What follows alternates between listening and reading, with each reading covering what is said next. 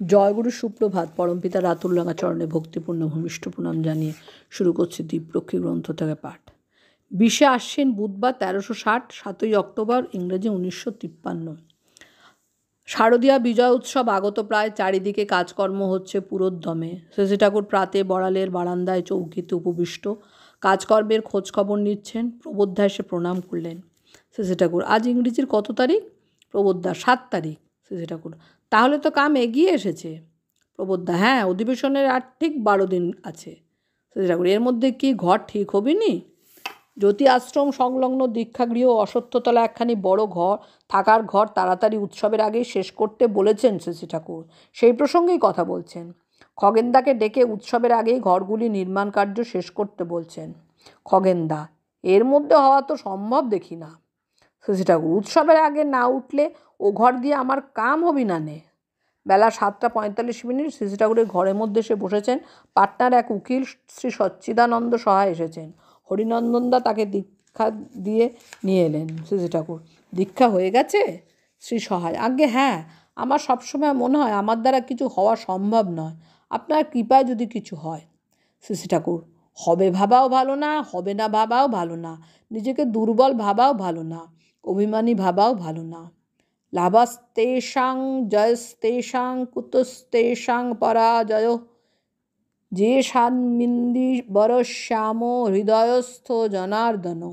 আবার আছে মুখং করতি বাচালং পঙ্গুং লঙ্ঘয়তি গিরিম যৎকৃপাতমহং বন্দে পরমানন্দ মাধবম।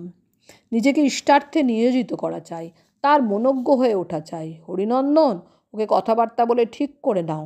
উনি তো পাটনায় থাকেন, পাটনায় যদি ওয়ার্ক করতে পারেন। সন্ধ্যার আগে শশী ঠাকুর উঠোনে এসে বসেছেন। অজয়দা, সুশীলদা, নিখিলদা প্রমুখ আছেন। স্থানীয় পাবলিসিটি অফিসার ও তার 3 জন সহকর্মী শশী ঠাকুরের সাথে দেখা করতে এলেন। সুশীলদা ওদের বসে আগামী উৎসব সম্বন্ধে কথাবার্তা বলছেন। কিছুক্ষণ পর অফিসার ভদ্রলোক প্রশ্ন করলেন, আমার চাকরি করতে ইচ্ছা করে না, ছেড়ে দেবো কি? শশী ঠাকুর: একটা ছাড়তে হলে পরে আর একটা ধরে তারপর ছাড়া ভালো।